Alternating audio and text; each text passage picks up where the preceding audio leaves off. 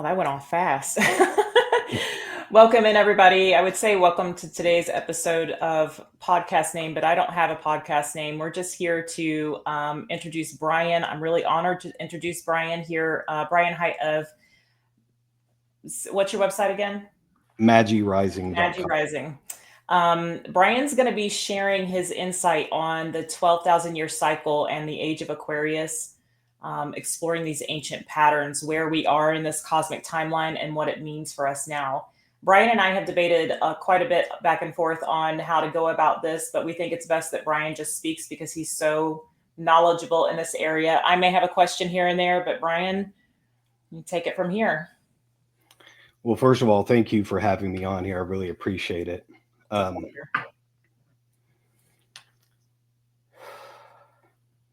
think, first of all, I should tell you how I got to where I'm at today, and why I'm here speaking with you about this information.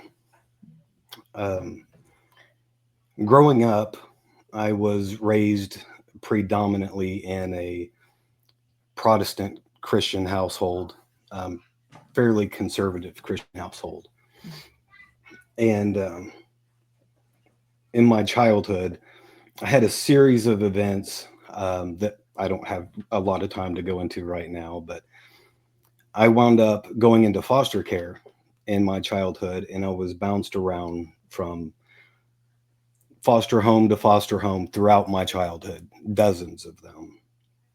And each time that we was placed in a different home, we found ourselves in a new environment with different religious views. And so I was exposed early on to a wide array of religious beliefs, primarily conservative Christianity and Protestantism and all of its flavors. But it's important to my story to know that that was the background for my worldview and for my level of spirituality. I very much was a strong believer in Christianity. And then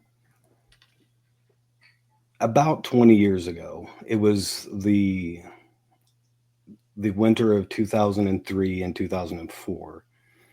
I had a very interesting spiritual experience that um, it's kind of difficult for me to talk about and share with people because of the nature of it. And not everybody is open to hearing that. But I'm familiar with your channel and the wonderful community you've got. So um, late one night in the middle of the winter time, my oldest child had just been born. She was a couple of months old, Mhm. and my mother had came down from Missouri uh, to visit to see her new grandbaby and everything. And so we were, kind of hanging out, doing our own thing. And my ex, who I was with at the time, got tired. She had just had a new baby, and all of you mothers know how exhausting that can be. Amen. So she went inside and had went to sleep, and I stayed up for a couple more hours talking with my mom. And out of nowhere, my ex walks outside and stood between us with her eyes closed, and she was kind of, didn't have her bearings about her, and I could tell that she was sleepwalking or something. So I kind of nudged her a little bit and told her to go lay down, go to sleep. And she became inconsolable, very visibly upset and shaken. And she started crying all of the children, all of the poor children. And she was so upset, she wouldn't go back in the house. We actually had to load up our child and go with my mom to Missouri because because she was so shaken up by whatever she had seen. Mhm. At this point, I assumed she had a really bad nightmare. Um, but later that night, hours later, into the early hours of the morning at this point, she was calm enough to tell me that she had this vision that she was in a village, and these soldiers came into this village and took all of the children, Mm. killed them, and put them on these giant pyres and burned them. And I do apologize for the imagery, but I don't No. want any details here. She didn't want to talk about it beyond that, and I didn't want to push her because I'd never experienced anything like this. I could tell by the look on her eyes when she was explaining this to me. It was almost like she was drawn back into the experience, and she became upset all over again. So I kind of just left it alone and let it be. And of course, my mom was standing right there. She's seen all of this and didn't know what to think about it. Mm. So the next night is when things really started to get interesting. It started the same way. Um, my mom and I were outside talking, and my ex got tired and went to sleep. And we stayed up for a couple of hours, probably discussing what in the world had just occurred, you know. And whenever I went in and laid down beside my ex to go to sleep, she started moving around a lot, like she was waking up. And then she started speaking, but she was speaking in a different language that I didn't understand. Mm. But it was obvious that it was a foreign language. And then the foreign language evolved into a broken English, like someone who was speaking it as a third language. She struggled to find certain words or meanings of words. Sometimes even the pronunciation was a little off. But she sat up. We were both sitting on the bed at this point, and she had her eyes closed the entire time. And she, she kept referring to me as Magi. And after the fourth or fifth time, I asked her, "What is that? What do you mean?"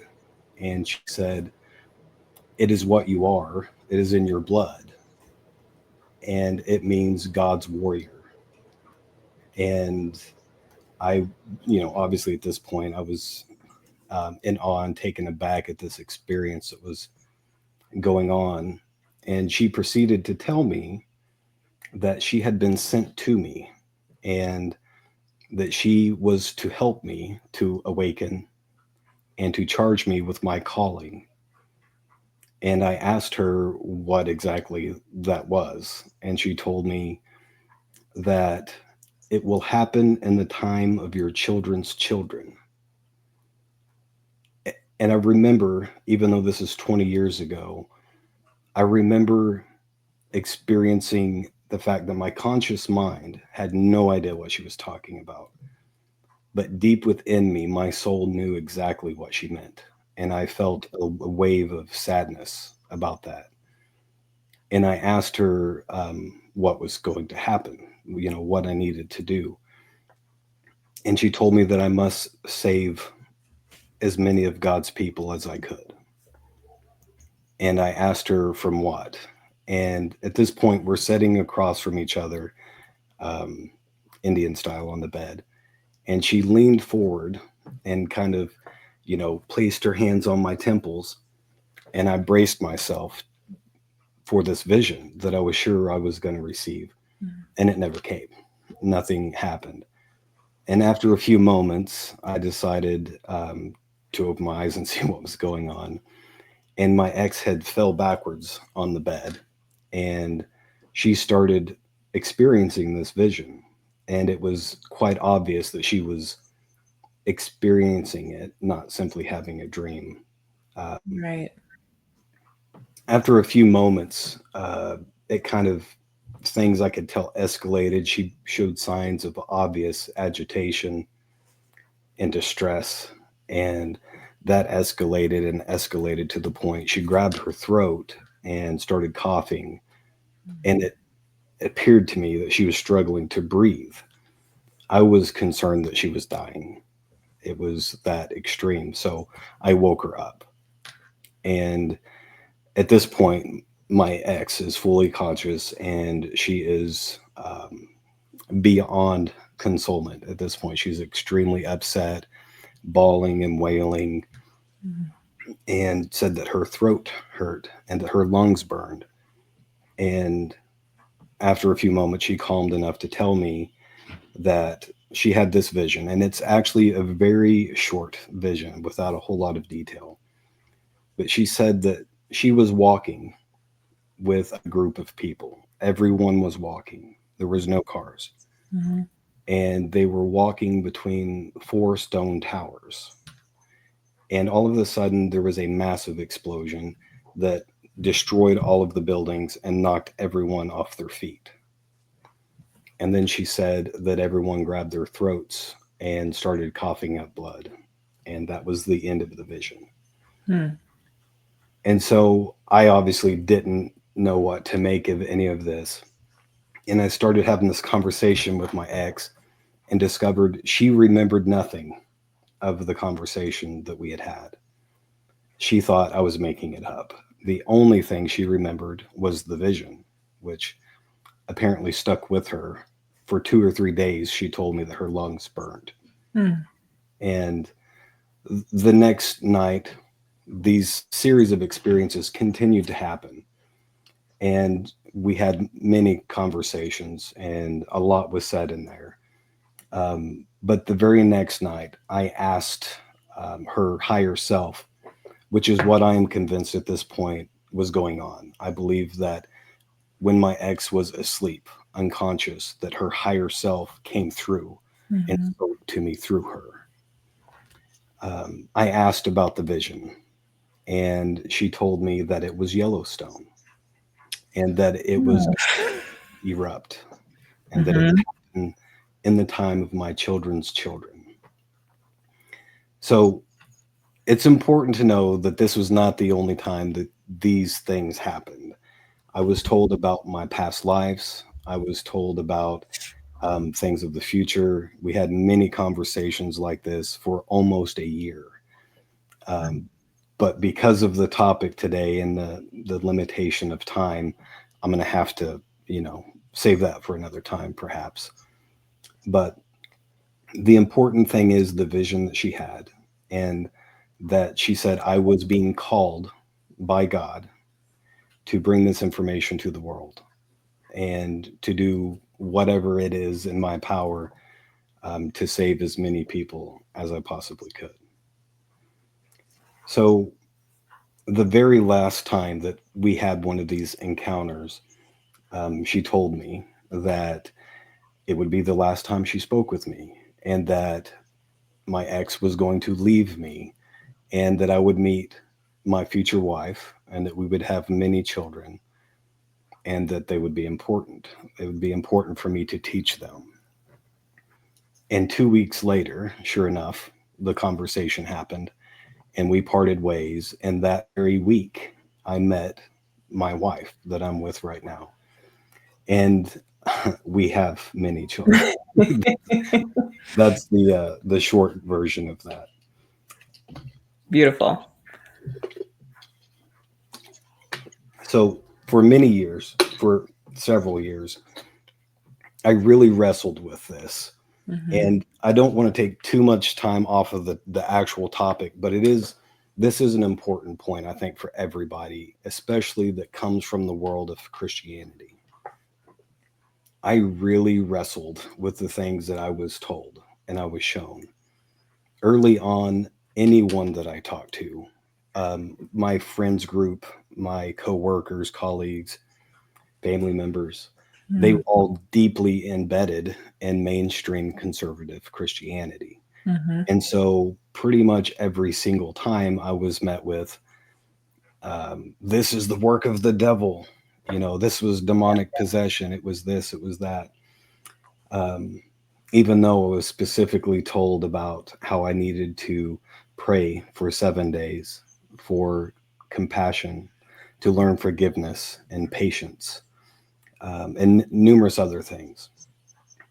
Not to mention the fact that I was there. I experienced these things, and it wasn't just like talking to someone who was in a hypnotic trance. It was a very powerful spiritual experience. I felt almost as if I was in the presence of divinity, every time that this happened. It was overwhelming. Mm-hmm. And so I couldn't accept everyone telling me, oh, this was the work of the devil.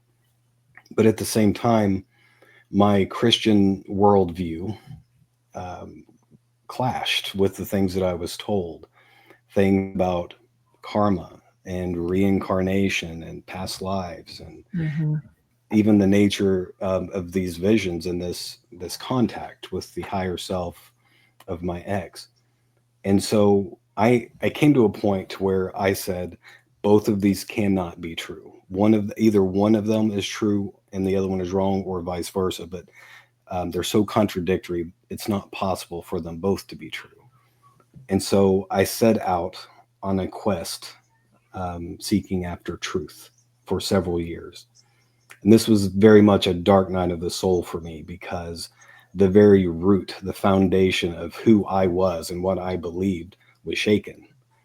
And long story short, I now believe that they are very much both true and both correct, Mm-hmm. from what I believe and what I've been led to by spirit. For several um, for several years after my wife and I first were together, I dedicated hours of each and every single day to praying about these things, for the truth to be revealed to me. And it was through prayer that I was led to the work of Edgar Casey, the sleeping prophet. I Mm-hmm. had never heard of him before.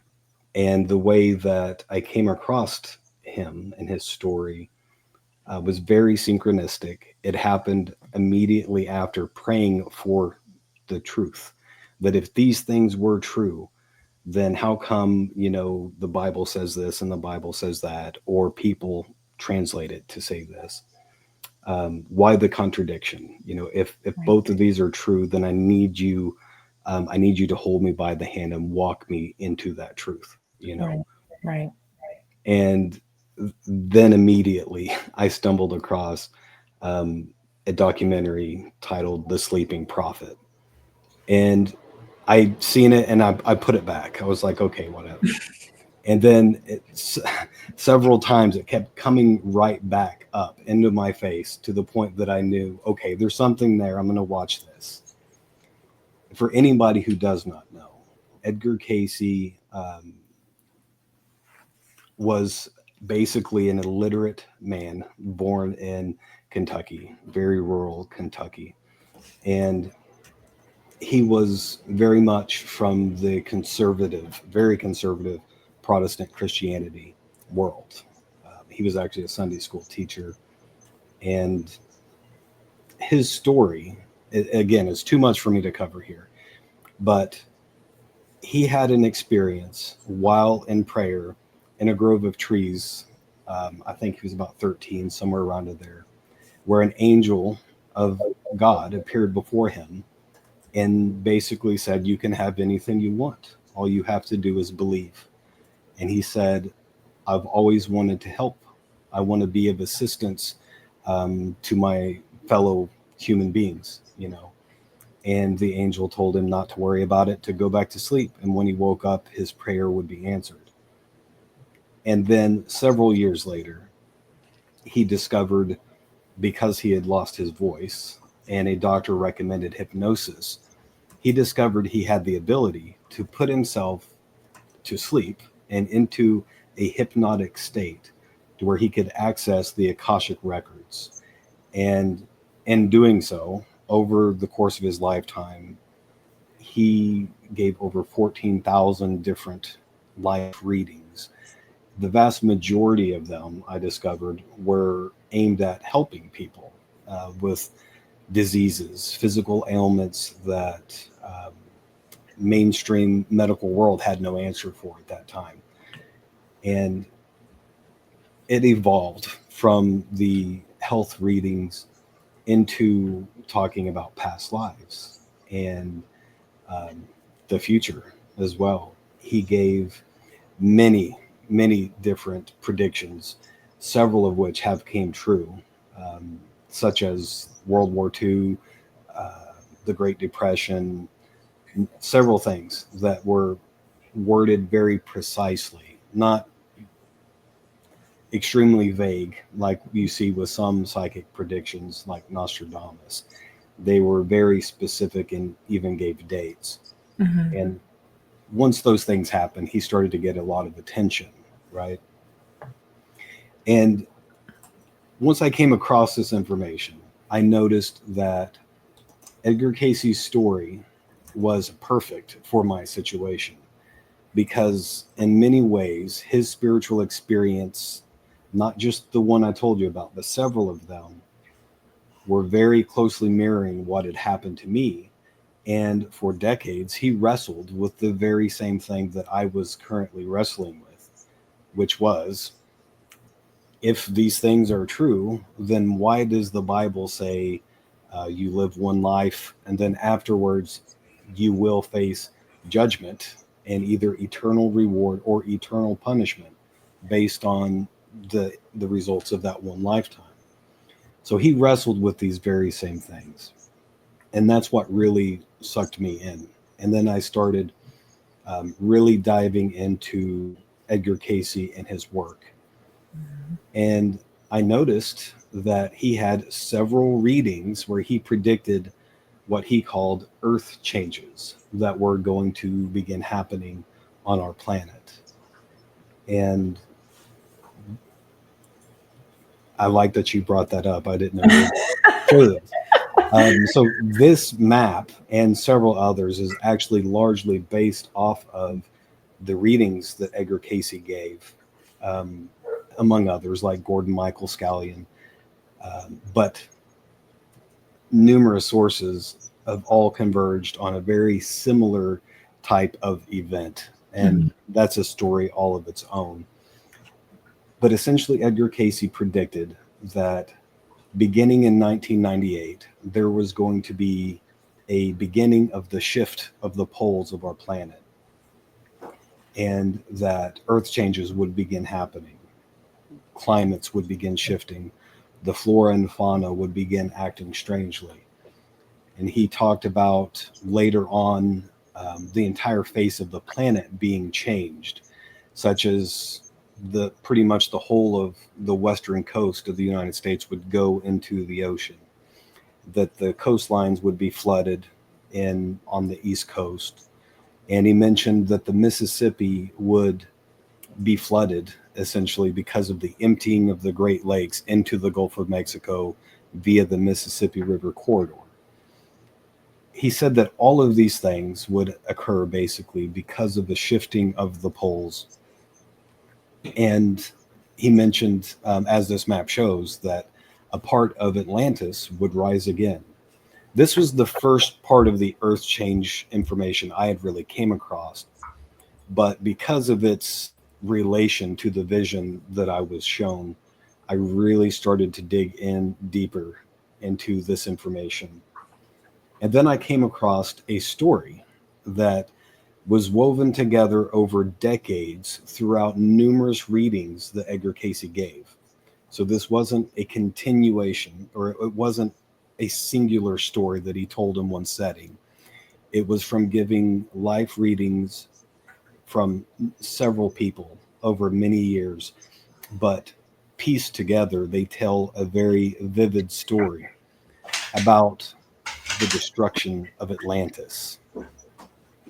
And basically, what he said is that 12,000 years ago, on the same cycle that we're on right now, the Earth underwent a series of catastrophic Earth changes. And the inhabitants of Atlantis, the civilization, were very advanced, in many ways, much more advanced than we are, but along different lines, not in terms of computers and cell phones, but in terms of energy and vibration. And so they were very in tune with the earth and with spirit, and they knew that these changes were coming. And he said that the majority of the inhabitants of Atlantis fled to South America and Middle America, some in North America. And the high priest at the time and his followers went to the land of Kemet, which we know of today as ancient Egypt. He said that they were led there by spirit and by a multitude of disciplines, such as astrology and geomancy and divination and on and on and on. But they picked this area very specifically to build a monument, not a monument to Atlantis, but a monument to humanity itself and to this 12,000 year cycle, because they knew what was coming. Shortly after they fled, the earth changes increased, and the continent of Atlantis broke up and disappeared beneath the ocean, according to Edgar Cayce. And then the high priest and his followers built the Great Pyramid. This is one of, I know I'm skipping forward in the story a little bit here. You might be wondering, why in the world is this guy talking about the Great Pyramid when we're talking about earth changes, right? But what I discovered through the Edgar Cayce material is that the Atlanteans, their civilization having been destroyed, rebuilt on several sites across the planet.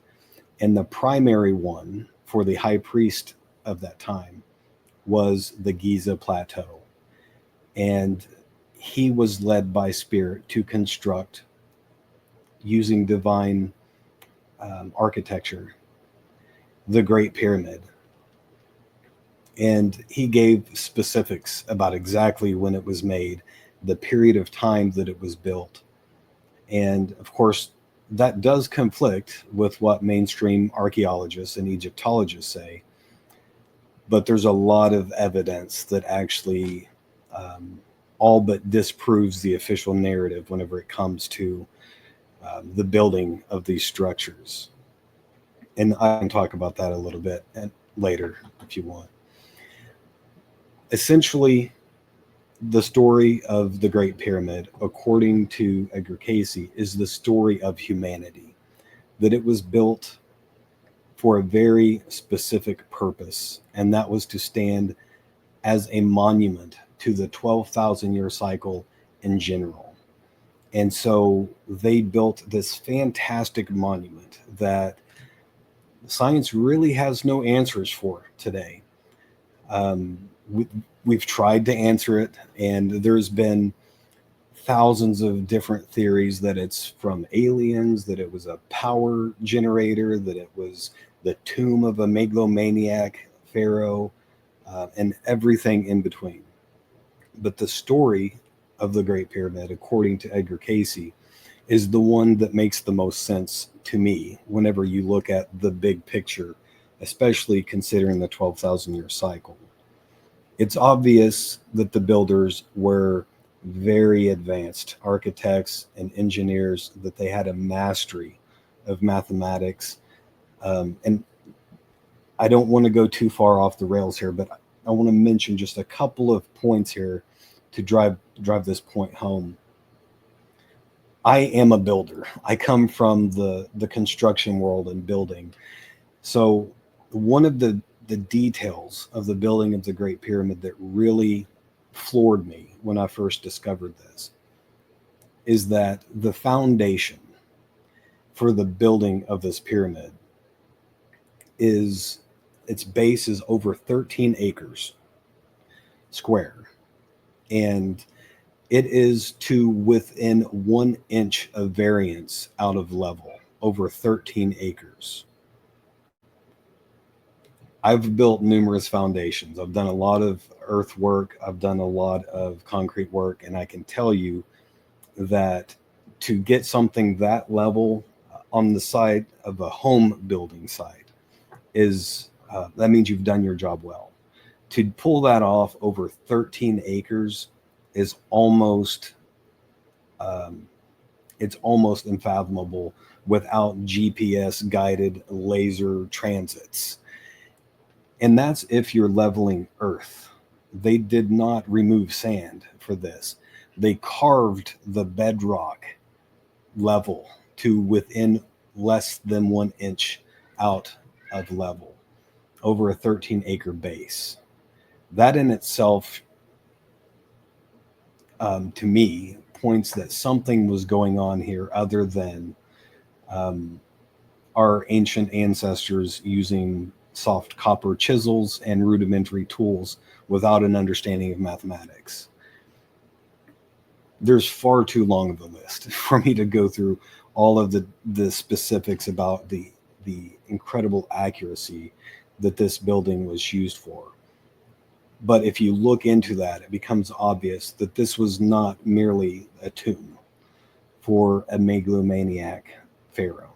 And it was built very purposely for a very specific reason. Edgar Casey said that the Atlanteans built it with several different functions. The main primary function was to assist us now in this very generation as the cycle unfolds, the 12,000 year cycle, and our Earth undergoes changes again at the end of the age. And he even gave some specifics about how that would work. He basically said that 2.5 million stone blocks make up the Great Pyramid. They have a high concentration of quartz in these stones. It's not simply stone. And quartz is an excellent capacitor for energy. And it is built in such a way and placed on a high point of intersection of all of the ley lines of the earth so that it collects the earth's energy as a giant capacitor. And then the passageways and corridors that snake through the Great Pyramid, through the Queen's Chamber, and then higher into the King's Chamber, condenses that energy and focuses it, raising its vibration and intensity. Much like if you were to take a magnifying glass outside and focus a beam of light through it, that energy that is diffuse and scattered becomes so intensely focused that it can start a fire. It's the same concept with the pyramids, according to Edgar Casey. And that this energy is not just like pure electrical energy. Energy is consciousness, it is vibration. And so the Great Pyramid was also known as the Temple of Initiation. He claimed that initiates into the mystery orders for thousands of years received their initiation in the King's Chamber of the Great Pyramid, including very pivotal figures such as Yeshua or Jesus and John the Baptist. Basically, they would be led through these corridors in ritualistic fashion, and they would be laid into this giant 50-ton sarcophagus, and the lid slid closed. And this happens to be the very point of the focus of all of this tremendous energy into the sarcophagus. And there they would experience a form of bodily death. And then they would cross over into the spirit world for 3 days. And whenever they came back, they were forever changed.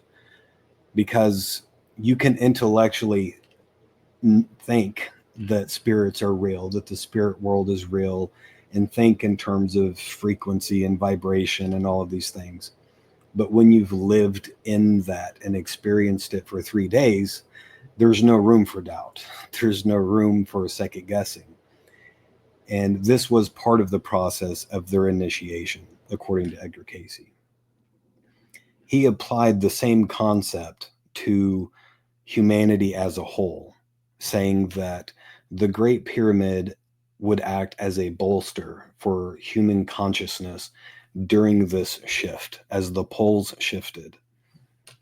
There is an aspect of the 12,000 year cycle that we'll go into the science and the mechanism of it after this. But there's an aspect of it in previous cycles to where civilization is reset.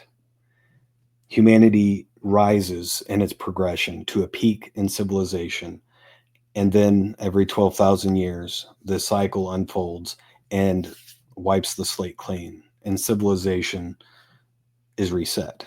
And the survivors walk away with mass amnesia. Science, unknowingly, without knowledge of this story, have uncovered the physical mechanism of that amnesia. It has something to do with the magnetosphere. But essentially, what Edgar Casey was saying here is that in previous cycles, the survivors, the remnants, had to start from scratch, basically taken back to the Stone Age with this prevalent amnesia, not knowing their true history, not knowing where they came from. And the Atlanteans, and all of their knowledge and wisdom, wanted to prevent that in this next cycle. And that was the primary function of the building of the Great Pyramid. Another important function that will become relevant later on in the story is he said that they built the pyramids in such a way that each stone, from the entrance through each quarter leading up all the way through the king's chamber, is a prophecy set in stone.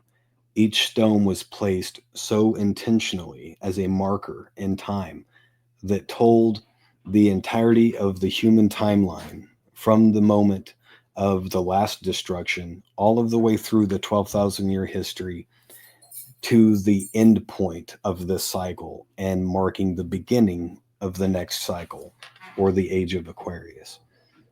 And that, although it was first discovered by Edgar Casey, it has been studied by several researchers. And one of my favorites on that topic is, drawing a blank here, John Van Auken. I can't believe I forgot his name. He wrote a book entitled 2038, The Great Pyramid Timeline Prophecy. Building on the work of other researchers and investigating this himself, him and other key researchers have translated the Great Pyramid Timeline Prophecy and have arrived at the end date for that cycle as the year 2038, which I find very interesting because it's alignment with science and with what I was told about the vision, the time of my children's children. To give you an idea, my oldest daughter just gave birth to my first grandchild 2 weeks ago.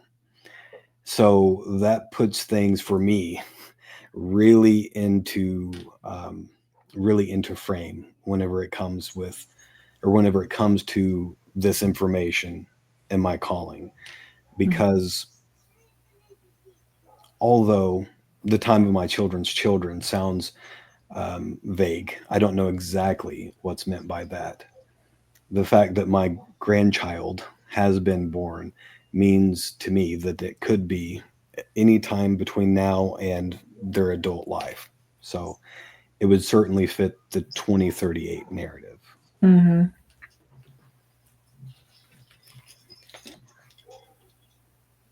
Water break. Okay. So after I learned all of this, I had to, because of the way my mind works, I am first and foremost a seeker of truth.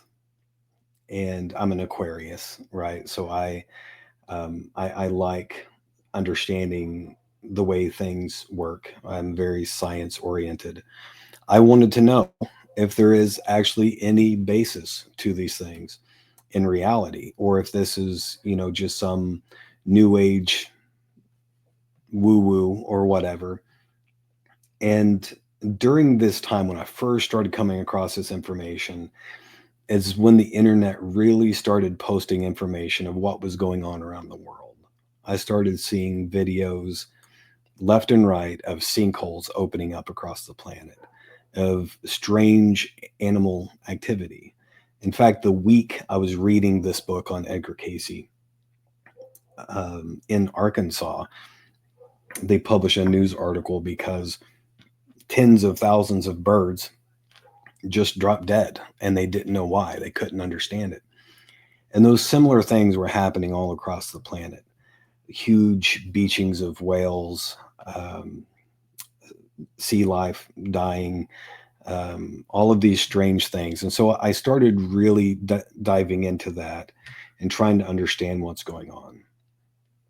And without boring everybody with the process of how I arrived at it, now I think it's a good idea to talk about the actual science of this mechanism and how it works. Most of this information I got by stumbling across Ben Davidson's work in the Suspicious Observers YouTube channel. He is a fantastic researcher. He has dedicated his life to understanding the 12,000 year cycle, understanding the science behind it. And he has done an excellent job of putting together all of the bits and pieces, in my opinion. But essentially, what has been uncovered, and this is backed up by science, by the way, is that we live in a plasma universe. Everything is connected. Traditional mainstream science tends to treat everything as if it's in a vacuum, that everything is an island unto itself. But that's not reality. The reality is all things are connected through a vast field of electromagnetic energy. What happens on the sun affects the earth, and what happens on the earth affects us. And it scales up throughout the entire system. The science knows that our own solar system emanates what's called a heliosphere, electric current sheet. The sun produces a field of electromagnetic energy, and it emanates from the center outward to the furthermost reaches of the solar system. And that field entrains the electromagnetic field of each of our planets. There's a communication, a back and forth between those fields electromagnetically. What Ben Davidson and other researchers and astrophysicists have discovered is that that is not unique to our solar system. It is every system, including the Milky Way galaxy. And so, from the center of the Milky Way galaxy is being emitted a tremendous electromagnetic current sheet that it ripples like the waves of the ocean. And it is essentially electromagnetic energy, a tremendous field. And just like your Swiffer duster at home that collects dust so powerfully using static charge, the galactic current sheet attracts dust and debris and all manner of um, stuff from space, collects into this wave. Science has measured the wave, and that we know from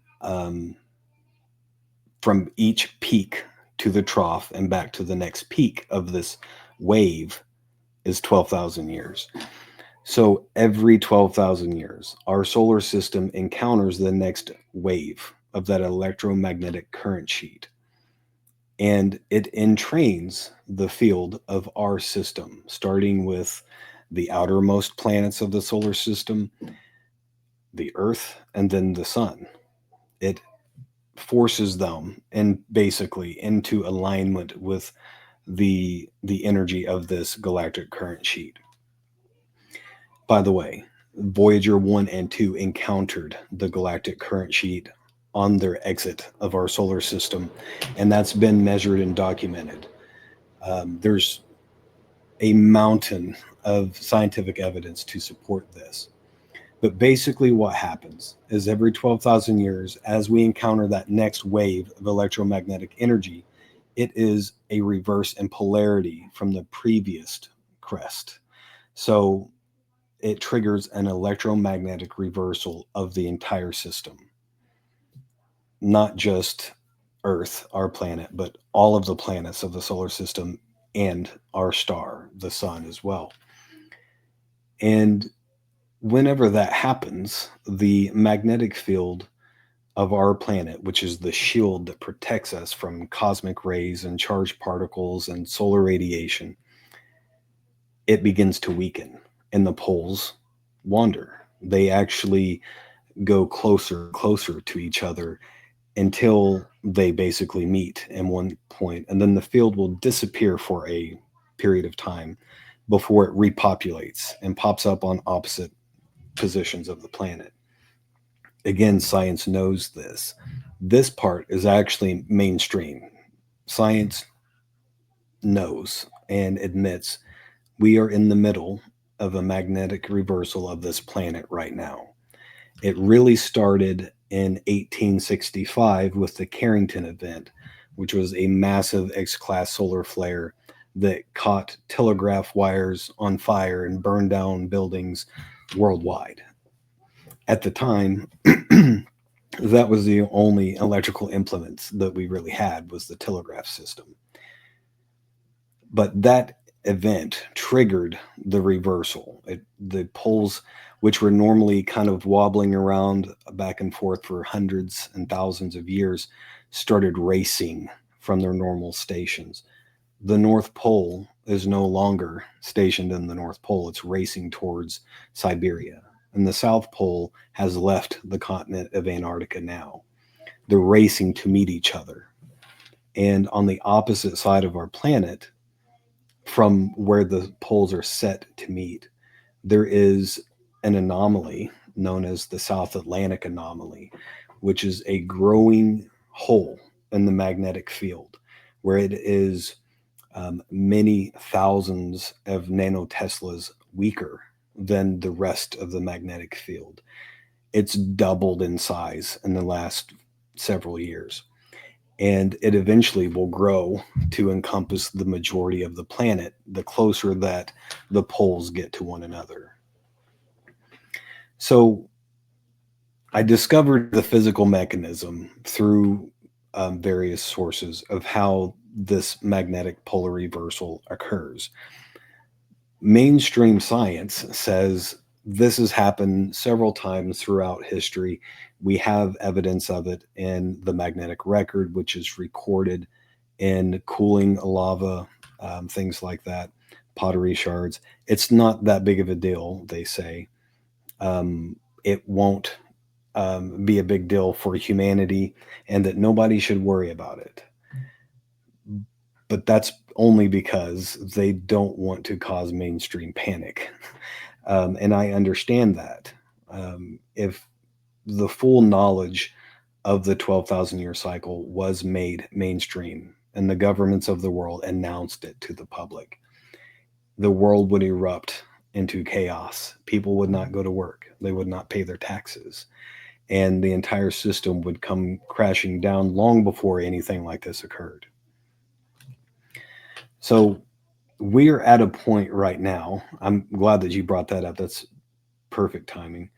Where the poles are destabilizing. Not only is the overall magnetic field weakening and creating this hole, the South Atlantic anomaly, but it is beginning to destabilize from the typical dipole pattern, with just a strong north and a strong south. There are areas that are much stronger than others and areas that are much stronger, or I'm sorry, much weaker than the rest of it. It's becoming much more chaotic, essentially. And that is what is typically seen in a magnetic excursion as the poles weaken. One of the key points that is really a smoking gun whenever you're talking about the reality of this and where is the hard proof, the hard science that supports this. Right now, astrophysicists and those studying the magnetosphere, they produce the world magnetic model. It's updated usually every 5 years like clockwork because the all of the electronics have to be calibrated. Your GPS, the satellites, all of that. As the poles move and weaken, that magnetic model has to be updated to reorient things back to the magnetic field in order for them to function properly. So the official numbers of the magnetic field are published. It's made um, available to the public. You can see how it has evolved over time. And the official story is that we have lost about 10% of the magnetosphere since the 1860s, which is bad, but it doesn't sound nearly as bad as what it potentially could be. The smoking gun here is that 6 times since we've recorded them, the sun has had a solar flare that produced a coronal mass ejection that was strong enough to cause low latitude aurora borealis um, far into the southern states. That's only happened 6 times that we know of. And only one of those times wasn't in the last few years. 5 out of those 6 occurrences has been in the last 2 or 3 years. And that low latitude aurora, or the auroras being visible throughout the United States, into Mexico, sometime even down into Puerto Rico, the auroras have been visible during these coronal mass ejections. Um, Weaker and weaker solar flares are producing those results. And if you look at the physics involved, that would not be possible if we were setting at 90% field strength. You can run the calculations on that, and it would be absolutely impossible if our field was at 90% strength and just as it had always been, or had been for the last 150 years. About 5 or 6 years ago, we had solar flares that were much, much stronger, and they did not produce the auroras down into Puerto Rico. The fact that in the last 2 or 3 years that's happened 5 times with weaker and weaker flares proves that the field is in a state of disarray and has weakened quite a bit above what the official number is. So I've talked enough at this point, I think, about the physical mechanism and the science of all of this. But the most important part that I have not spoke on at all, and this is the part I think is usually lost in translation. There are hundreds or perhaps thousands of content creators who are talking about the 12,000 year cycle now. It's almost mainstream at this point. Knowledge of it is increasing tremendously. But the vast majority of people who are talking about the 12,000 year cycle only talk about the bad stuff, the physical earth changes, the catastrophe, the devastation that we've seen in previous cycles. But what Edgar Casey said is that this cycle is the 12,000 year cycle as a whole is first and foremost a spiritual energetic shift that ends or wipes the slate clean of a previous age, a previous cycle, and allows for the beginning of a new cycle or a new age with a clean slate. And because this is spiritual and energetic, there is a strong karmic component to this cycle. In fact, Edgar Casey said that the main reason that there was this cycle 12,000 years ago that is recorded all across the planet and almost every single legend from indigenous cultures of the global flood and this destruction. Um, it is because that Atlantis had discovered very advanced technology and that there was basically a faction in the society, a split, where not everyone was still in tune and highly spiritual such as the high priest and his followers, that some of the technologies they discovered were misused, and it led to an energetic imbalance in the world that needed to be restored. And that's why the continent of Atlantis was the bearer of the brunt of that cycle, why their continent was entirely wiped out and sunk beneath the waves, because they were the root cause, essentially, of this energetic karmic imbalance in the world. He even went as far as to warn that unless things changed very quickly and in the right direction, the United States in this cycle would bear the brunt of the catastrophic earth changes that were going to unfold. But he also said this is the end of the cycle and that the earth is renewing itself, and it marks the beginning of the new age, the age of Aquarius that's been talked about for thousands of years. Again, almost every indigenous culture on the planet has some form of legend or myth that talks about the vast cycles of time, the ages, whether you're talking about the Mayan, the Hopi, or even the yugas of the Hindu. It's all over the place, and there's a high degree of agreement between them on what exactly that looks like. The fact that this is first and foremost a spiritual and energetic cycle is something that I think should be focused on and certainly not overlooked.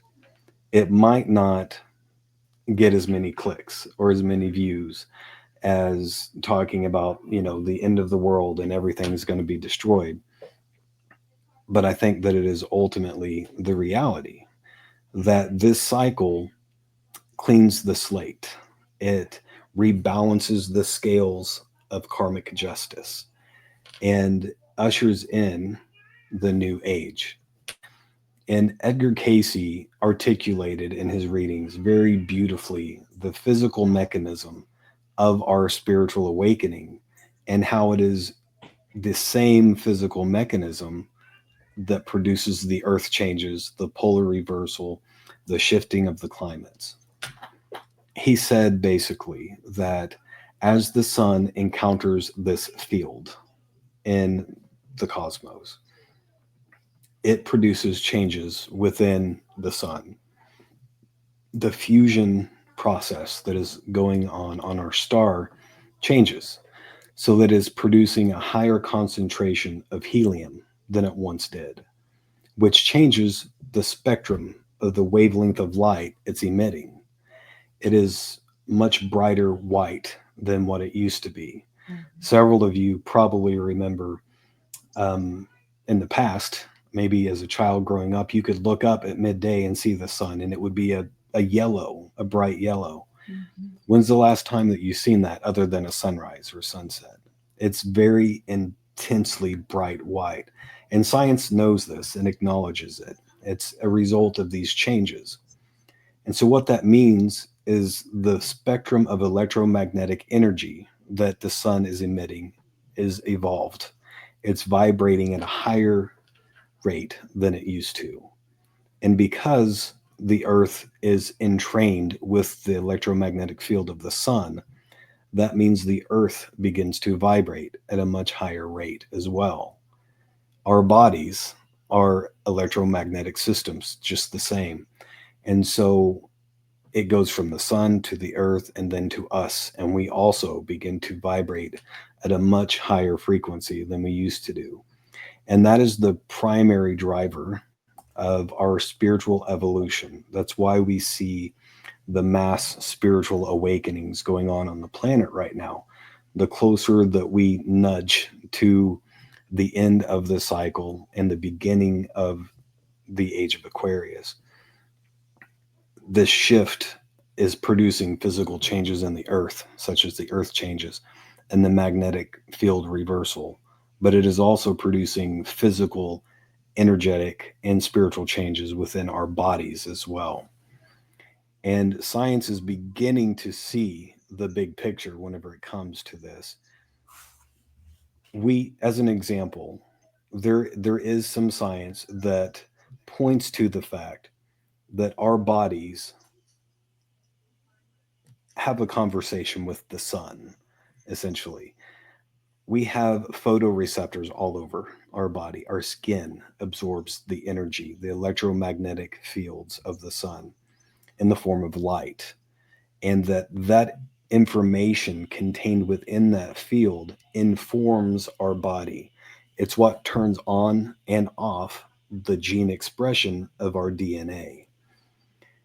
And geneticists say that roughly 97% of the human genome is junk DNA.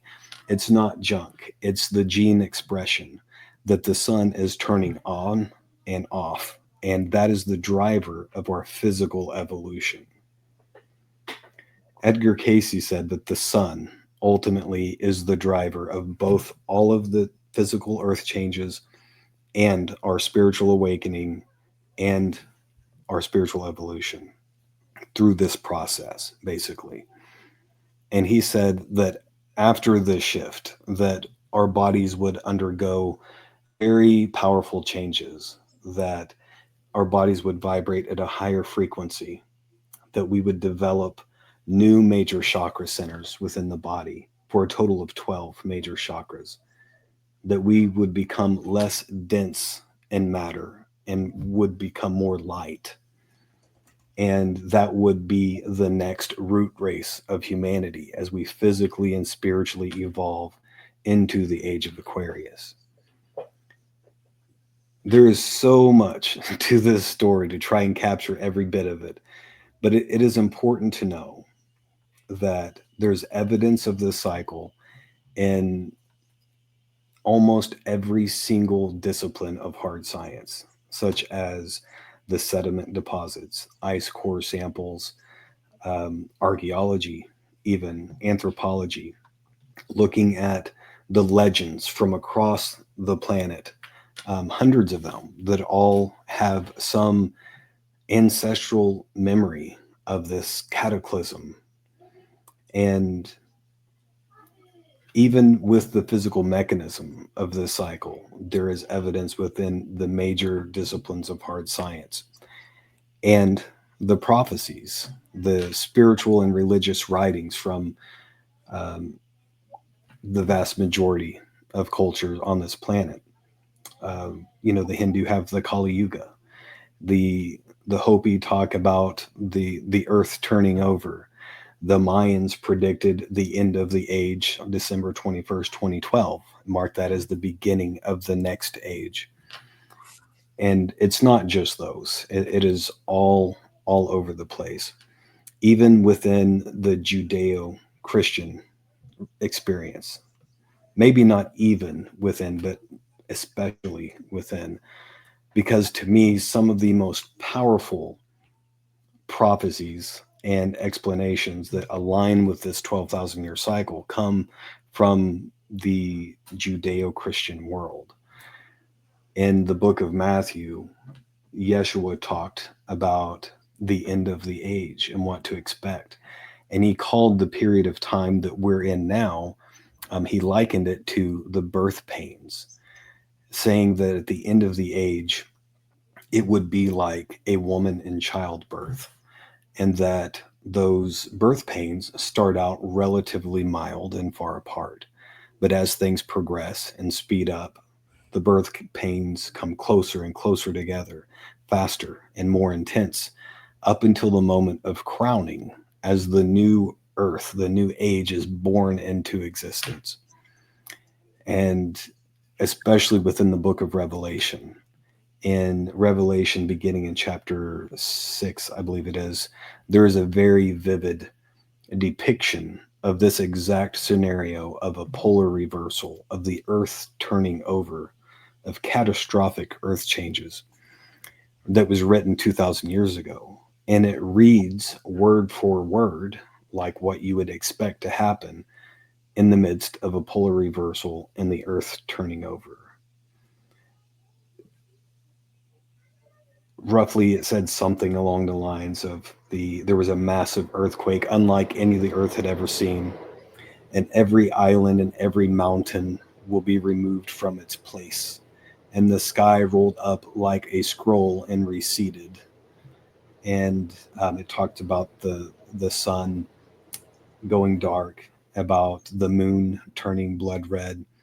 Every single one of those details is very much in alignment with the polar reversal, with the earth turning over.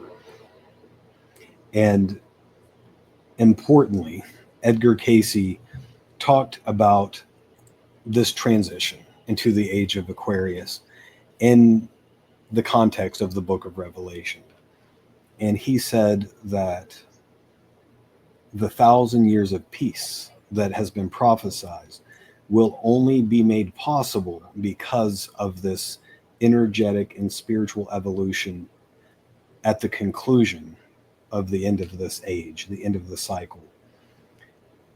And one of the most interesting tidbits of information that I've come across in the Casey material about this is he said that women, the divine feminine, would become the gatekeepers, the enforcers of the 1,000 years of peace, that their bodies will vibrate so high of a frequency, that their uterus will be vibrating so high that no low vibrational entities will be able to take up root and be born into the world, effectively weeding out low vibrational entities from incarnation, and that it being the physical mechanism of the 1,000 years of peace. I find that very intriguing with the grand scheme of things, looking at the big picture.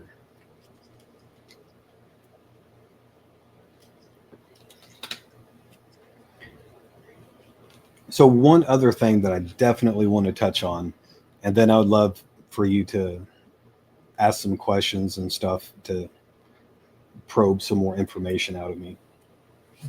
One of the things that I have been doing a lot of research on recently is about the connection between the magnetic field, the magnetosphere, and our consciousness.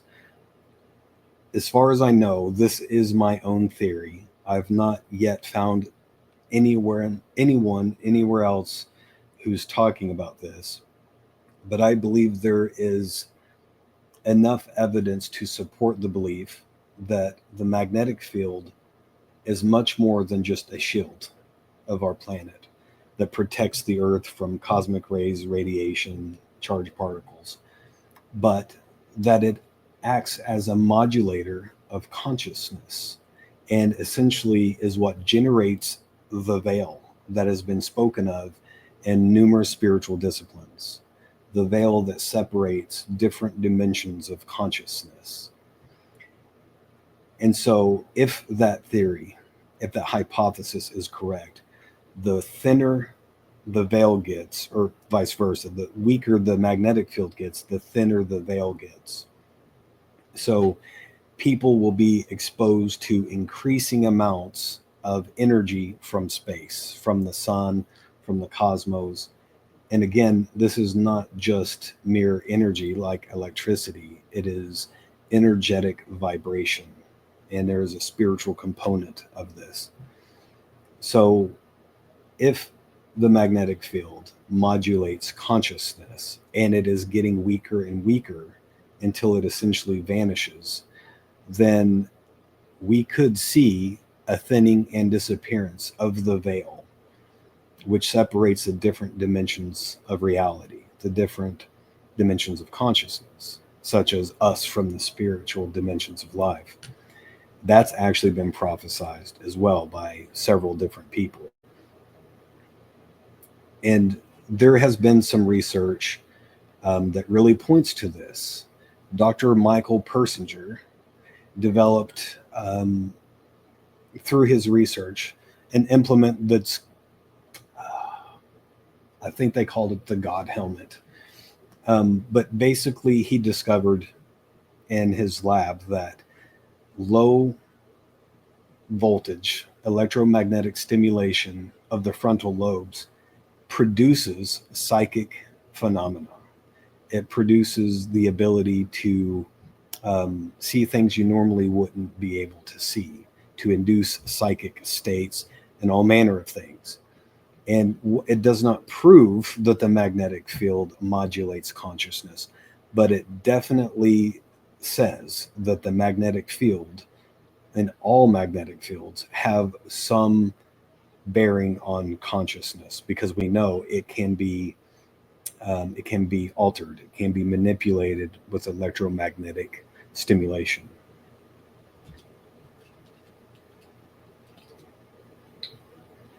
And this is why I think there have been prophecies that say at the end of the age that the veil will fall and that men's hearts will fail them from fear, from fright, for the things that they encounter that have never before been encountered, or at least in recent times.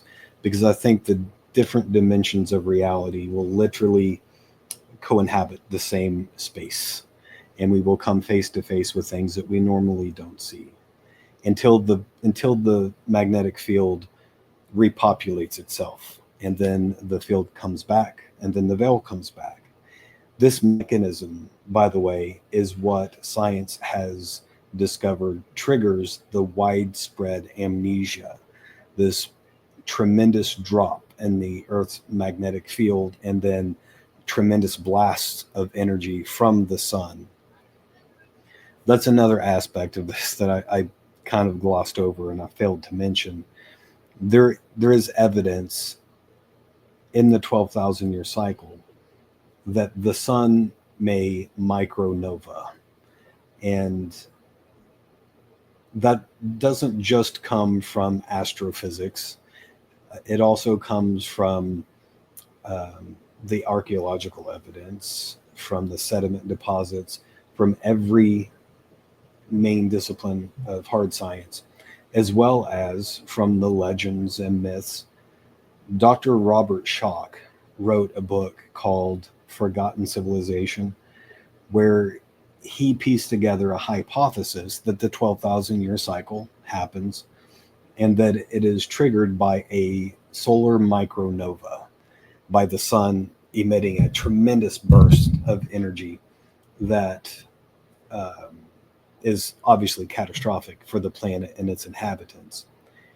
And he found evidence all across the planet where indigenous cultures had recorded in cave art images of a solar micronova, plasma figures that really can only be reproduced in a lab or a tremendous event such as a micronova. These plasmic images would become visible in the atmosphere from this tremendous burst of energy from the sun. And there has been an important link by Ben Davidson and several other researchers on the solar micronova theory, and that is the connection with the galactic current sheet.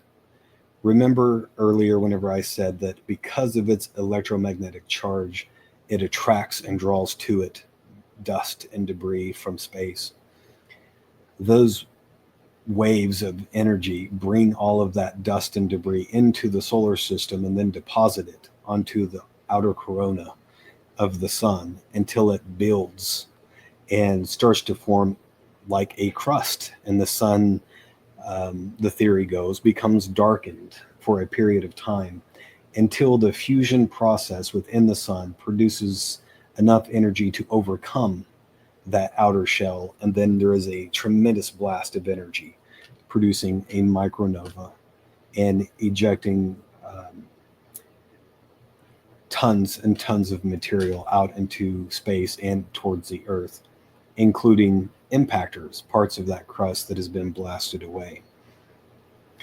Interestingly, there have been particles discovered on the moon that point to past solar novas from our sun, although it has been attributed to somehow distant novas from other systems blasting it this far, because science at the time didn't understand how our sun could possibly nova and produce these these particles on the moon.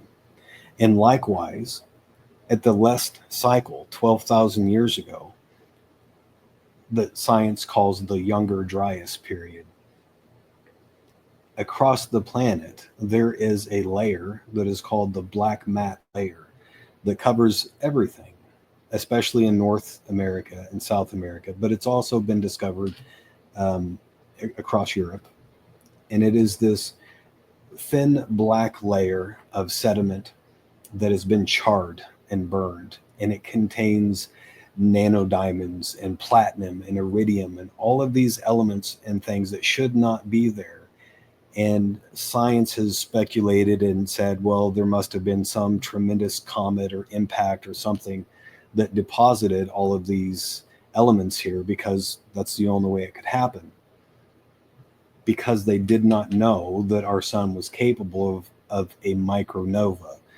That is still debated, right? It's not accepted in mainstream astrophysics.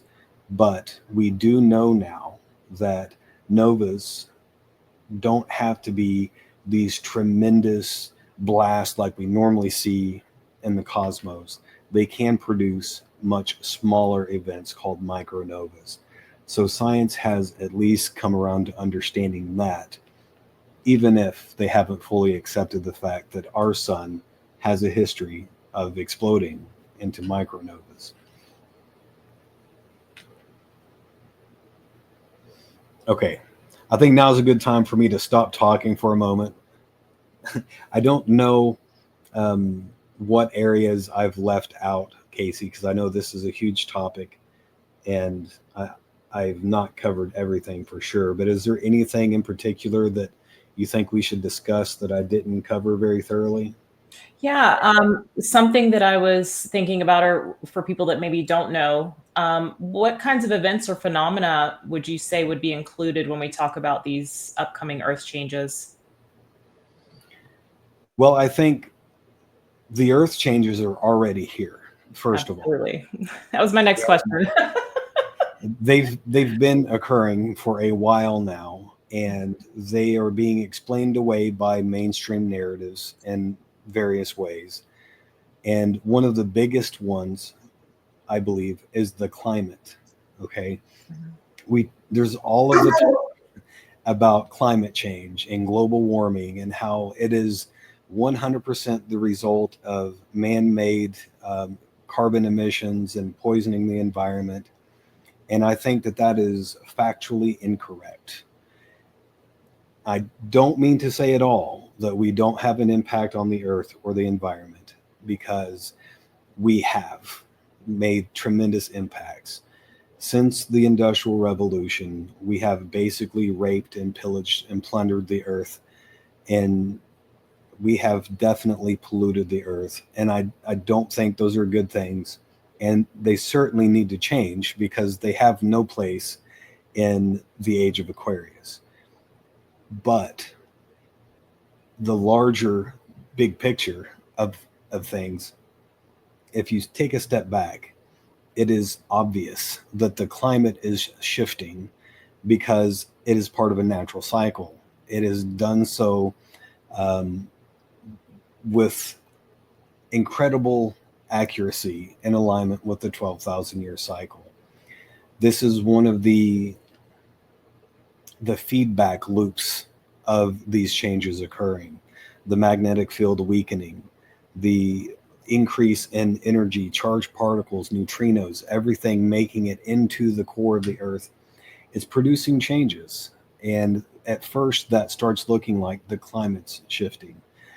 The um, the AMOC current in the Atlantic has all but shut down. Scientists have announced in the past year that the AMOC is shutting down. And that is the Atlantic circulating current that is believed to be basically the driver of the entire ocean system. If any of you guys have seen the movie The Day After Tomorrow, That entire scenario was based on the concept of the AMOC shutting down and triggering this um, massive global superstorm that resulted in an ice age. That scenario is unfolding now. Science has announced that the AMOC is shutting down. Now, I'm not saying that that will produce an ice age, but if that truly is the engine of our oceans, that is the generator of our weather patterns, essentially.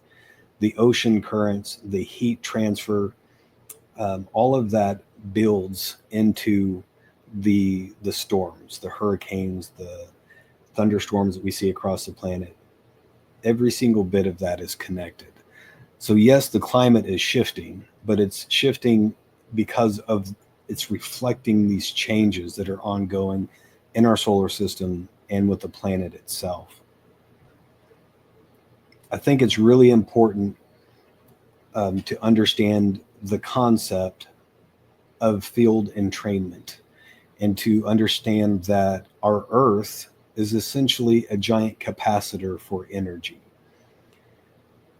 The sun produces energy and then blasts it out into space, and our Earth absorbs quite a bit of that. In the past, the magnetic field reflects a certain percentage of that, but that energy goes into the circuit of the Earth, this energetic circuitry. And whenever it becomes overloaded, just like any other electrical system, it must discharge. Like if you were to walk across the carpet in socks and you scoot your feet, if you touch a doorknob, you will feel a little bit of a shock. The Earth does this too, and it discharges that energy through through various means like hurricanes, thunderstorms, volcanoes, earthquakes. This fact is slowly being understood by mainstream science. But this is the reason why, whenever a volcano erupts, you will see tremendous bolts of lightning erupting from the volcano skywards. It is discharging the electrical circuit because it has been overloaded by all of this energy. And it's the same with earthquakes. This is why people have reported strange noises, strange feelings preceding an earthquake, and even strange lights and aerial phenomena in the sky over the earthquakes. It's because the Earth's electrical circuit is discharging that energy through that portion. And so, if the magnetic field is weakening and the sun is ramping up, that means the Earth is going to be taking in a whole lot more energy than it usually does, which means it will necessitate a whole lot more discharge than what we normally would see. So, those Earth changes, I think we're going to begin seeing climates shifting erratically. We're going to probably start seeing anomalous extreme weather events become more and more common. The 1,000 year floods, those things are already happening, but it will increase with intensity and frequency up until the point that the balance is restored. So obviously, extreme earthquakes, volcanism opening up, all of those different modalities for discharging this energy from the Earth circuit, I think is going to increase. Do you have any idea of what regions would most likely be impacted first? I honestly don't have a whole lot of information on that area, but I have some ideas and feelings that are my own personal hypothesis with that. If you look at the magnetic field as a whole, it's mapped. Every 5 years they release a map of the magnetic field. That's how we know about the South Atlantic anomaly. And it is growing at a tremendous rate, which means it's getting weaker and weaker over that area. Those areas will take in likely much more energy than other areas. They've already begun reducing flights over that area, and satellites have to avoid that area because they will be taken out because of this current of energy penetrating the magnetic fields there. This doesn't necessarily mean that the Earth changes will be more tightly controlled or limited to that area. But I do think it is likely that the first abrupt Earth changes will occur on the weakest portions of the magnetic field. If the veil is generated by the magnetic field, I would anticipate in the future those otherworldly events occurring in those areas where the field is the weakest. As for the planet as a whole, the Ring of Fire is an obvious one for me. It's one of the, if not the primary discharge of the overload of the Earth's circuit. And we are beginning to see an awakening of the Ring of Fire. There's been a strong increase in the earthquakes and volcanoes of that region. And actually, just a couple of weeks ago, we seen the earthquake in Russia that was the sixth largest in recorded history. And I don't think that that's anywhere near done. I think that those things are going to begin ramping up and will become much more common occurrence in our day-to-day life. Mm-hmm. But as things progress, as the field gets weaker and more energy gets through, we have a much stronger chance of losing the electricity on this planet. And that is something that I think, whether you believe anything that I've shared with you here today or not, that mainstream science supports, and it would be probably a wise idea to prepare for. Astrophysicists consider that the probability of the sun producing a coronal mass ejection strong enough and aimed at Earth to produce a global EMP, they consider that not to be a question of if it's possible, but when will it happen?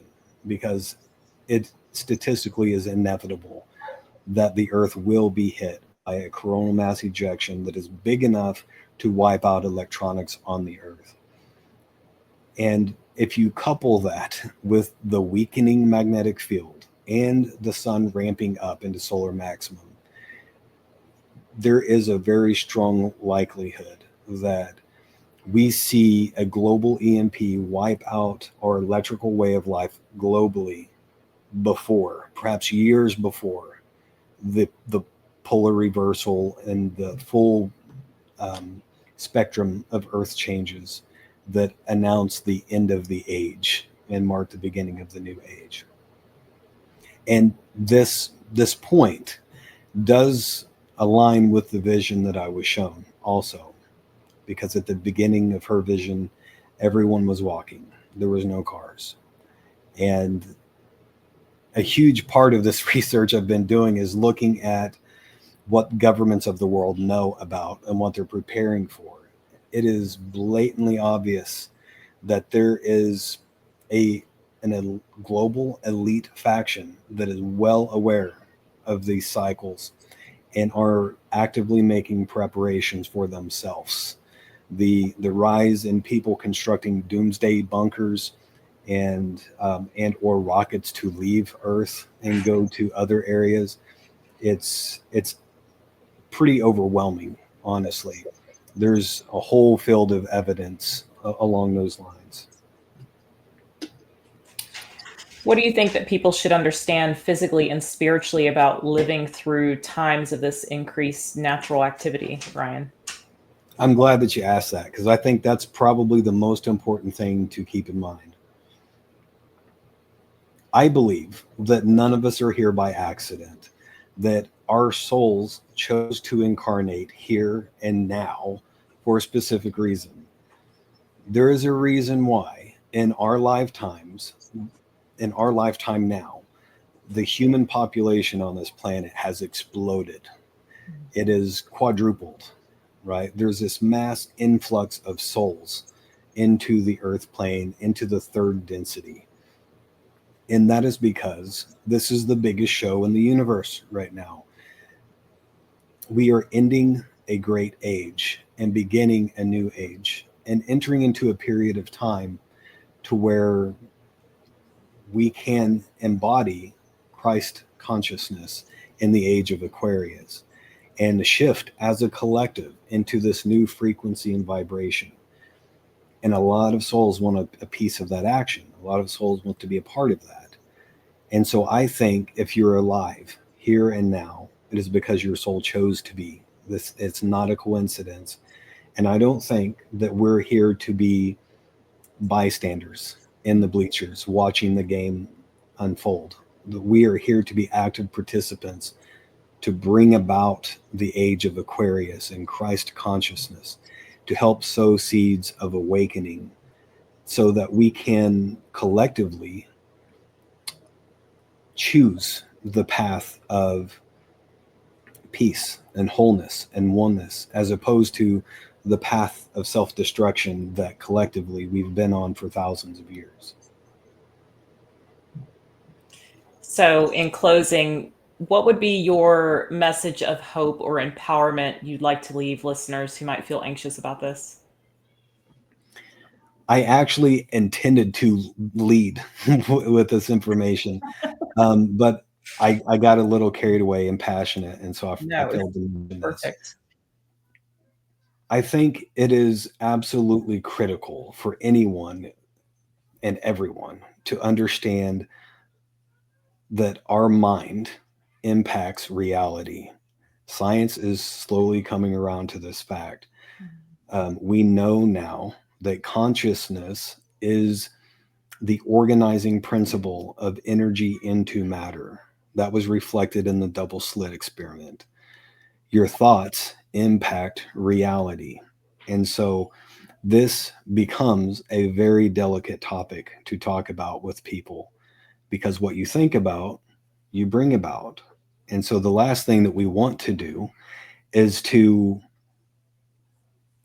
invite in and create a situation of mass death and destruction and chaos. And the world has enough of that. We don't need to add to that at all. I think it's important to understand that this is first and foremost an energetic and spiritual shift to clean the slate, to rebalance the scales of justice, and to create the backdrop that allows things like mass spiritual awakening, expansion of consciousness into Christ consciousness, where the veil falls and the illusion of separateness dissolves, and we begin to understand that all life is sacred and holy, and that we are all truly one, as Yeshua was trying to get the world to see 2,000 years ago. And so all of this is in preparation of the 1,000 years of peace. It all paves the way for the entrance of the age of Aquarius. And to me, that is a glorious and beautiful thing that needs to be celebrated. And if you can look at these changes from that light, as opposed to the doom and gloom and the fear and getting sucked into those downward spirals, I think that that definitely helps. And it is, again, important to remember this is an energetic shift. And even with biblical prophecy, if you look at something like the book of Revelation, it talks about those being sealed with the name of God on their foreheads. That is an energetic seal by frequency vibration, that those that are in alignment with truth are shielded and protected from the calamities, from the disasters, and the destruction. But it is only as a result of their frequency vibration, their alignment with divine will. Absolutely, for such a time as this. Well, that was such a fascinating dive into this subject, Brian. I always find conversations like this kind of leave you more to reflect on long after they end. So I hope that everybody that's been here and that watches afterward, that you walk away with some insight around this and maybe even a shift in how you see the times that we're living in. So I'd invite you to explore Brian's work further. Be sure to visit him on his website, and he has so much wisdom to share there. Brian, is there anything that you'd like to end with here before we close out? The only thing that I will say, because I've said enough Yeah. for a while, if anyone is interested in learning more about this, I've been studying this topic and all of the subtopics associated with it for 20 years now. And I have gathered together into one collection a research document that brings in all of the disciplines, not only the hard disciplines of science, but anthropology, archaeology, religion, prophecy, every bit of it that has a bearing on the 12,000 year cycle and the age of Aquarius. And if you're interested in that, I have a link to it on my website under the research tab at the top of the page. And that is a living document that I am continually updating as new information comes out. Other than that, I just want to thank you for this opportunity to share this moment with the collective and be a part of this. I've been looking forward to this for quite some time. It's been a little while in the works. So we so appreciate your time. And you guys be sure to go show Brian some love on his YouTube as well. What was the name of the YouTube again? I put the link up, but I don't recall the name. Magi Rising. Magi Rising. Okay. All right, guys, we hope you have a beautiful weekend. And I'm sure Brian will return with more information and other subjects on this if he's open to that. And we'll see you guys in the next one. Take care.